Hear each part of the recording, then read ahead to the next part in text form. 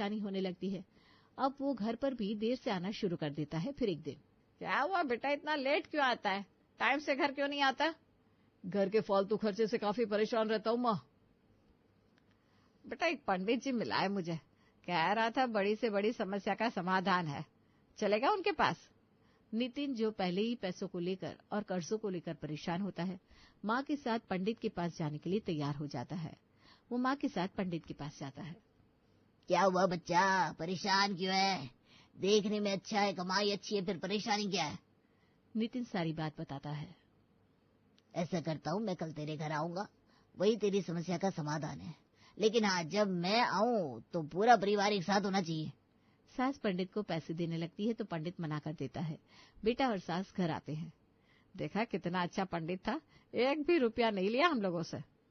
हाँ माँ, पंडित तो ठीक था, बस हमारी समस्या का समाधान कर दे। अगले रोज पंडित घर आता है तो सभी लोग घर के आसपास खड़े होते हैं।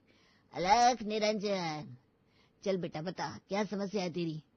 मेरी समस्या यह है कि कमाई तो मेरी हजारों में है, लेकिन खर्चा लाखों में होता है। समझ में नहीं आता कैसे अपनी आर्थिक स्थिति को ठीक करूं। पंडित चारों तरफ देखते हैं और समझ जाते हैं कि उस घर की परेशानी क्या है। तुम्हारे घर की परेशानी है फालतू का खर्चा।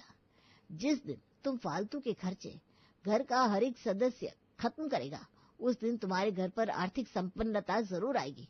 मतलब अब से सब वही पैसा खर्च करो जहाँ जरूरत है। बहू रानी, तुम्हारा पति परेशान रहता है, लेकिन तुमने डिजाइनर ड्रेसेस अपने अलमारी में भर रखे हैं। अरे फायदा ही क्या, जब पति परेशान है ये कपड़े पहनकर किसे दिखाओगी? पति के मन में ही नहीं बैठेंगे तुम्हारे ये कपड़े। और माँ जी, आप महंगी दवाइयाँ खाने से अच्छा है प्रकृति की वो दवाइयाँ खाइए जो बिल्कुल मुफ्त है।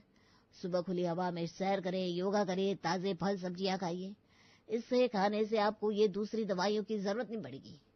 और आपका छोटा भाई आपसे छोटा कम बड़ा ज्यादा लग रहा है।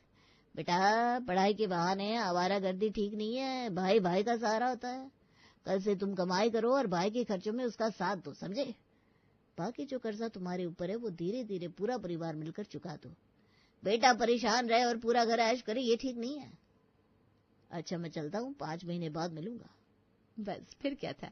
घर के सभी लोग पंडित के कहने पर चलते हैं और घर के खर्चे पर कंट्रोल करते हैं।